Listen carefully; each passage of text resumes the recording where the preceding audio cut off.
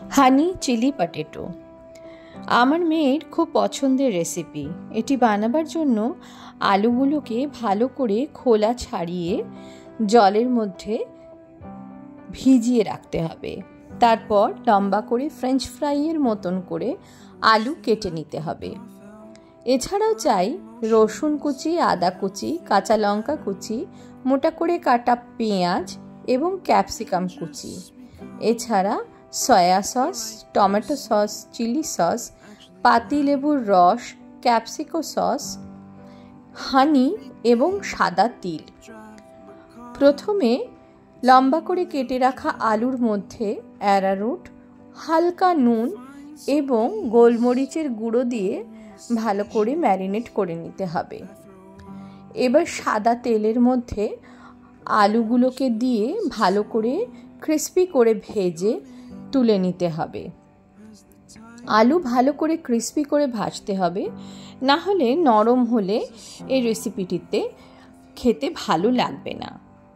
এরপর সাদা তেলের মধ্যেই রসুন কুচি, আদা কুচি, কাঁচা লঙ্কা কুচি দিয়ে কিছুক্ষণ নেড়ে চেড়ে তার মধ্যে পেঁয়াজ এবং ক্যাপসিকাম দিয়ে ভালো করে নাড়তে হবে। গ্যাসের ফ্লেম একটু স্পিডেই রাখতে হবে, কারণ ভেজিটেবলস নরম হয়ে গেলে খেতে ভালো লাগবে না। একটি বাটিতে tomato sauce, chilli sauce, soya sauce এবং ক্যাপসিকো সস একটু জলের মধ্যে গুলে নিতে হবে। এরপর এই সসটি পেঁয়াজ আর ক্যাপসিকামের মধ্যে মিক্স করে দিতে হবে। কিছুক্ষণ নাড়াচাড়া করবার পর যখন একটু শুকিয়ে আসবে, তখন এর মধ্যে হানি দিয়ে আবার ভালো করে মিক্স করতে হবে। হানি দেওয়ার পর এর কালারটা একটু চেঞ্জ হয়ে যাবে। এরপর এর মধ্যে গ্যাস অফ করে লেবুর রস দিয়ে তাতে ক্রিস্পি পটেটোগুলো দিয়ে দিতে হবে।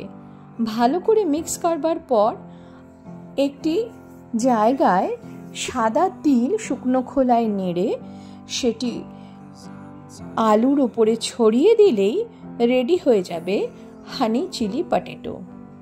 হানি চিলি পটেটো খেতে মিষ্টি মিষ্টি, টক টক, ঝাল ঝাল হয়।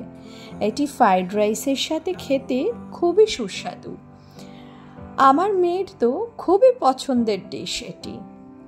হানি চিলি পটেটো খেতে এমনিও ভালো লাগবে, স্টার্টার হিসেবেও এটি পরিবেশন করা যায়। Honey chilli potato ready. আপনারাও বানিয়ে ফেলুন তাড়াতাড়ি।